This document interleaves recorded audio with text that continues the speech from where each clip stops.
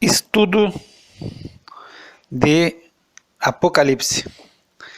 Eu havia parado no capítulo 2, no verso 12, na terceira carta escrita à igreja de Pérgamo. Nós vamos dar continuidade e nós vamos ver aqui, vamos tentar ir versículo a versículo, de maneira que nós possamos bater a igreja de Pérgamo, a carta à igreja de Pérgamo, nesse áudio. Então, Pérgamo hoje se chama Bérgama, se encontra também na região da Turquia. E aí nós vamos fazer a leitura aqui do versículo 12. E ao anjo da igreja que está em Pérgamo escreve: isso diz aquele que tem a espada aguda de 2 fios. E aí nós vamos lembrar que no capítulo 1, no versículo 16, diz que da sua boca saía uma espada aguda de 2 fios. Dizem os historiadores que os governadores romanos se dividiam em 2 grupos. Uns que tinham o poder da espada e outros não tinham o poder da espada. No caso aqui, na igreja de Pérgamo, o governador local, ele tinha o direito da espada. E o que significa isso? Significa que ele tinha o direito de absolver ou matar. Ele tinha esse poder da espada na sua mão. Então ele podia a qualquer momento determinar a morte de uma pessoa, como ele poderia determinar a absolvição de uma pessoa. E aqui Jesus se apresenta, assim como o governador tinha o poder da espada, Jesus se apresenta como aquele que tem a espada aguda de 2 fios. E com essa espada aguda de 2 fios é que ele vai exterminar com todos os seus adversários. Então, é dessa forma que Jesus se apresenta, e é sempre, como eu digo, a sequência das cartas. Ele escreve ao anjo da igreja que está em Pérgamo, e aí ele se apresenta. E aí no 13 diz: conheço as tuas obras, e onde habitas, que é onde está o trono de Satanás. Então, novamente, o Senhor conhece as nossas obras. O Senhor está atento. O salmista, no Salmo 11, ele diz que os olhos do Senhor estão atentos. Muitas vezes o homem, ele diz: não, Deus não está vendo, Deus está preocupado com tantas coisas nesse universo. Mas Deus, ele vê todas as coisas, tudo ele conhece. E ele conhece tudo a nosso respeito. E ele diz: não só conheço as tuas obras, o que tu está fazendo, eu conheço o que tu está fazendo, mas eu sei onde tu habitas. E isso é uma palavra preciosa para a nossa vida. Quem sabe tu pensa que tu está esquecido, mas Deus não só conhece o que tu está fazendo, ele conhece o que tu tem feito, como ele sabe aonde tu está habitando. E aqui no sentido, aqueles onde tu habita, onde está o trono de Satanás. Muitas vezes nós habitamos num lugar de tal oposição, de tal dificuldade, e muitas vezes pensamos que o Senhor, ele não se apercebe. Quem sabe dentro da tua casa, no teu local de trabalho, até mesmo dentro da tua igreja, tu tem enfrentado grande dificuldade, grande oposição. Quem sabe dentro daqueles que deviam te fortalecer, que deviam te edificar, e aí tu te sente mal, tu te sente quebrado, tu te sente machucado, moído. E Deus diz assim: eu conheço. Agora o que essa igreja tem? Tu retens o meu nome. Quer dizer, mesmo habitando nesse lugar onde está o trono de Satanás, essa igreja tem retido o nome do Senhor, não tem negado. E aqui o trono de Satanás nós podemos entrar em 2 situações. Primeiro, aqui é um centro de culto ao imperador. E isso é importante que nós saibamos. Depois, diz que foi feito escavações por arqueólogos alemães em 1828, por meados desse período, e em Pérgamo foi encontrado como se fosse uma ferradura muito grande, e que seria o templo do deus grego Zeus. Então ali é um lugar de grande idolatria. Pérgamo ele estava localizado numa colina de mais ou menos 300 metros de altura, e se via a 24 quilômetros, você conseguia ver o mar Mediterrâneo. E aí tem um grande templo de Zeus. Aí, além de ter o templo de Zeus e ser um lugar de culto ao imperador, um centro de culto, ainda nós temos nesse lugar um culto ao deus Asclépios. E aí quem é Asclépios? Asclépios é o deus grego da cura. Então nos templos de Asclépios, as pessoas usavam como se fosse um hospital. E aí olha só o interessante. E as pessoas se deitavam no templo à noite e ali se amontoavam, e cobras que não eram venenosas vinham e tocavam nas pessoas. E aí a crença é que as pessoas iam receber a cura. Então o símbolo era uma cobra pendurada numa madeira, num pedaço de pau, numa haste de madeira. E esse vem ser o símbolo da medicina em todo o mundo até hoje. É uma cobra enrolada numa madeira. É o símbolo da medicina, que vem simbolizar esse deus grego, Asclépios, que era considerado Deus salvador. O soter do grego, o soter, o salvador.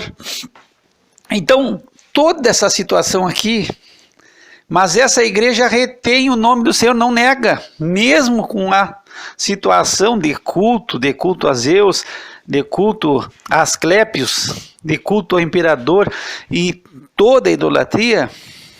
Mesmo assim a igreja retinha o nome do Senhor. Ela estava firme e não negava a fé. Mesmo assim, diante de oposição e dificuldade, eles estavam firmes, uma igreja que estava estabelecida em Cristo. Não negavam a fé. Eles não se negavam a dizer que criam no Senhor Jesus Cristo.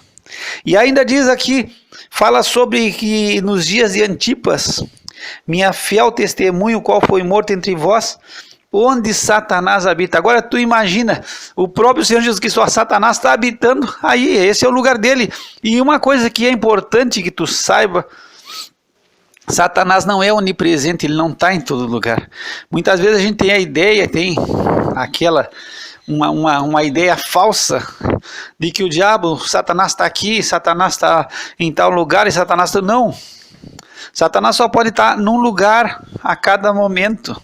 O que nós estamos lidando muitas vezes são com demônios. Na maioria das vezes são demônios. Agora aqui nós estamos vendo que Jesus diz assim, aí é o trono de Satanás, Satanás habita aí. É o lugar da habitação. Então, essa igreja habita num lugar terrível. E fala sobre Antipas. E diz que Antipas foi o primeiro mártir da igreja da Ásia Menor. E ele foi morto de uma forma terrível. Ele foi colocado numa panela de bronze e foi assado. Bem na manha, foi assado assim devagar até ser morto de uma forma terrível. Dessa forma Antipas contam a história que Antipas foi morto. E mesmo diante dessa dificuldade, tu vê que essa igreja continua firme e fiel. Então é uma igreja que recebe elogios do Senhor. Por quê? Porque o Senhor reconhece onde ela se encontra. Quem sabe tu se encontra no lugar terrível e diz, olha, eu habito nesse lugar também, se Satanás não está em outro lugar, mas aqui tem, e não é o trono dele, mas ele passa por aqui quase sempre, ou ele de vez em quando faz uma pousada, mas é interessante que tu saiba que Deus conhece onde tu está. E tu não pode negar a tua fé. Tu tem que declarar a tua fé em Cristo Jesus, reter o nome do Senhor, mesmo diante das oposições. Então nós temos aqui uma igreja que ela está firme, que ela não retrocede. Uma igreja firme. Agora, o Senhor disse, eu tenho algumas poucas coisas contra ti. Enquanto nós vemos na igreja de Éfeso que a igreja tinha abandonado, deixado o primeiro amor, e não era pouca coisa, isso era uma grande coisa, era tudo. E o Senhor diz, olha, eu vou te tirar o teu candeeiro do lugar, porque isso era uma coisa pesada, tu não tem amor mais. Agora aqui nessa igreja o Senhor diz, não tem pouca coisa, porque é uma igreja que está firme, que está estabelecida, mas tem poucas coisas, olha, poucas coisas tenho contra ti. E aí tem lá os que seguem a doutrina de Balaão, o qual ensinava Balaque a lançar tropeços diante dos filhos de Israel, para que comessem dos sacrifícios da idolatria e fornicassem. Então, em Pérgamo, as poucas coisas que tem alguns que seguem a doutrina de Balaão. Tem lá os que seguem. E aí nós vamos pensar o que é a doutrina de Balaão. Bom, Balaão é um cidadão, se tu não sabe, do Velho Testamento. Ele vai aparecer no livro de Números. E aí esse Balaão, ele ensinou, ele foi chamado pelo rei moabita Balaque para que ele viesse amaldiçoar o povo de Israel quando o povo de Israel saiu do Egito. E ele vem para amaldiçoar, e aí Deus impede, fala com ele através de uma jumenta. A jumenta fala com ele porque ele tinha saído num caminho errado e Deus estava contrário a ele. E ele era um tipo de sacerdote, e ele tinha conhecimento de Deus, e tinha capacidade espiritual. E ele vem para amaldiçoar, só que Deus diz, não, tu vai ir, mas só vai dizer o que eu te mandar. E aí Deus transforma as maldições que Balaque, o rei moabita, queria que fossem declaradas, se tornam em bênçãos. Então, Balaão se frustra porque Balaque queria pagar muito, um preço muito alto para que ele amaldiçoasse os israelitas. E aí Balaque no final diz, olha, Deus te privou, tu ia ser honrado, tu ia receber muito, mas Deus não te deixou tu receber. E ele, Balaão, faz uma declaração, ele diz, olha, mesmo que tu me dê a tua casa cheia de ouro, de riqueza, eu não posso passar nada do que Deus está mandando dizer. Então ele veio, até aí ele veio na legal, ele estava correto.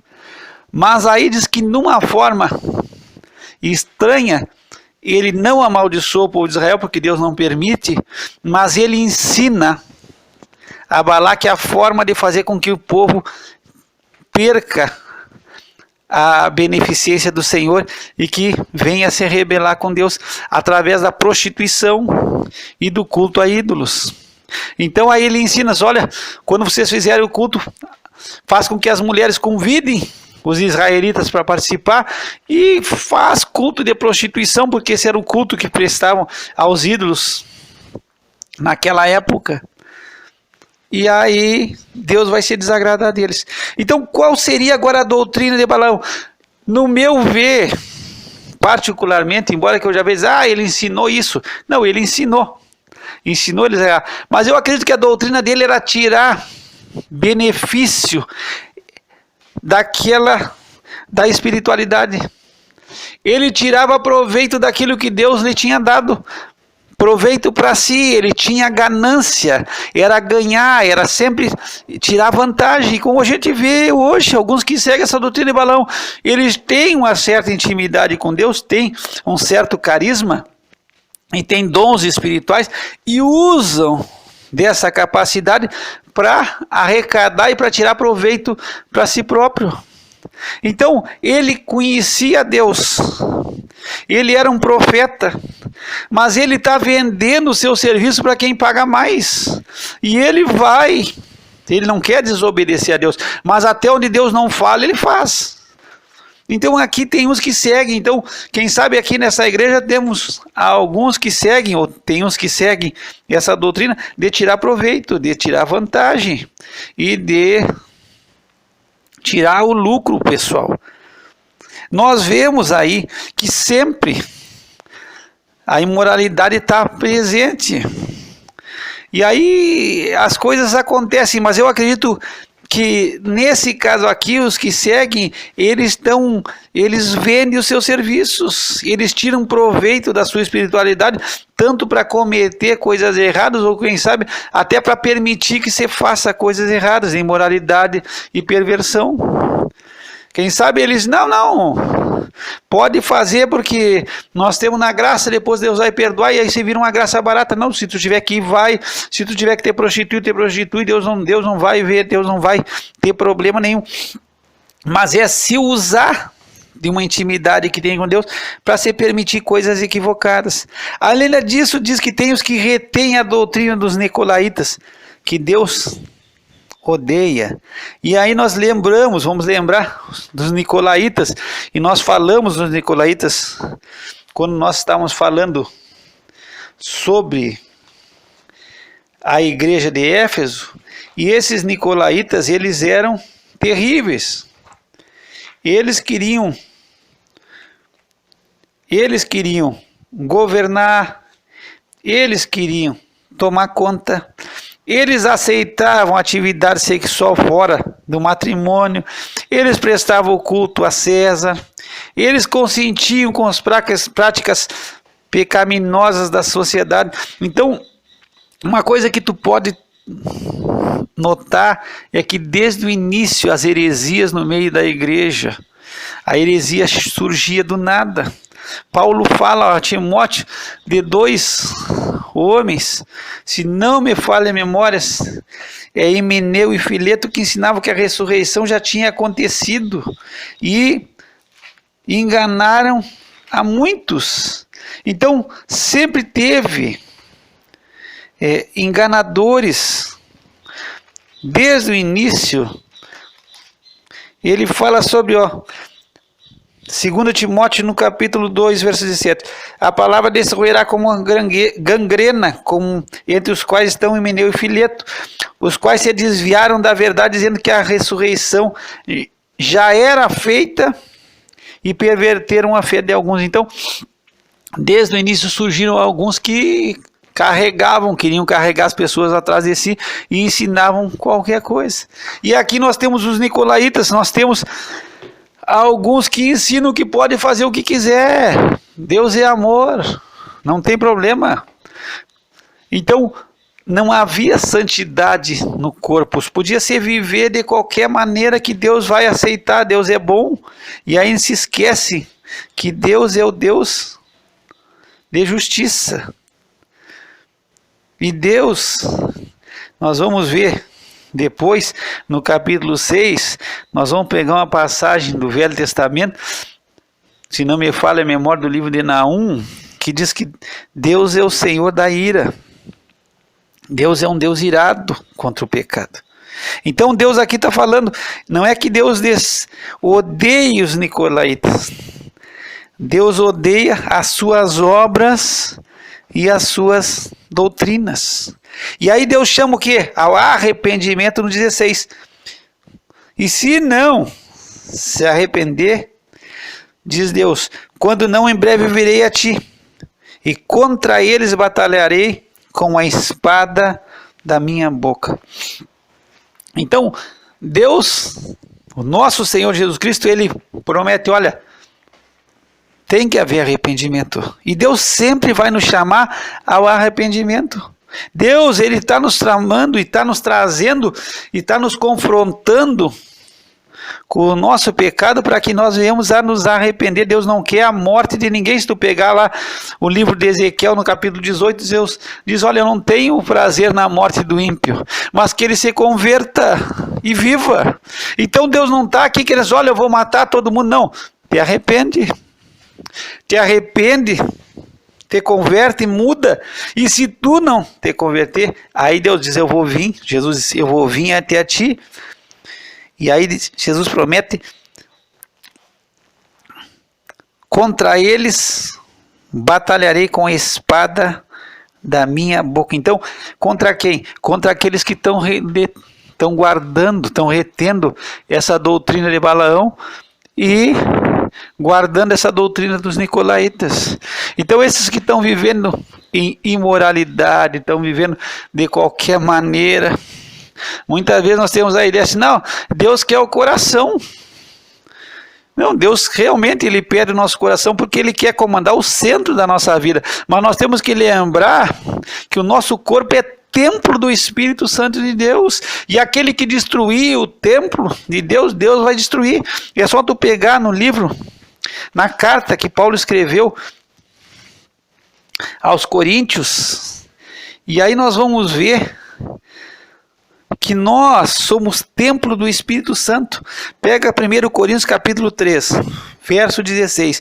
Não sabeis vós que sois o templo de Deus e que o Espírito de Deus habita em vós? Se alguém destruir o templo de Deus, Deus o destruirá, porque o templo de Deus, que sois vós, é santo. Então nós somos chamados à santidade. Paulo diz, olha, Deus não nos chamou à imundícia, mas à santidade, à santificação.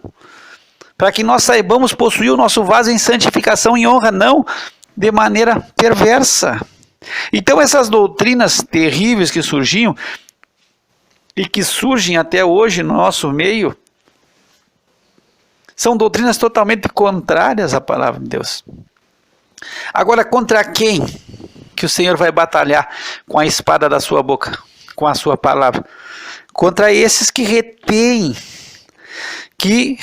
essas doutrinas, os que seguem a doutrina de Balaão, desses que estão tirando proveito, acham que não vai acontecer nada. Não, Deus não vê, Deus não está, Deus é amor, Deus está tranquilo, Deus tem outras coisas. Não, Deus vai batalhar e Deus vai quebrar, e Deus vai destruir, se tiver que destruir, e Deus vai matar, se tiver que matar. Agora, as pessoas pensam que podem seguir tirando proveito da fé, fazendo da fé um negócio e ganhando as custas da fé dos outros, e que não vai acontecer nada. E muitas vezes você crê que estão fazendo um serviço para Deus.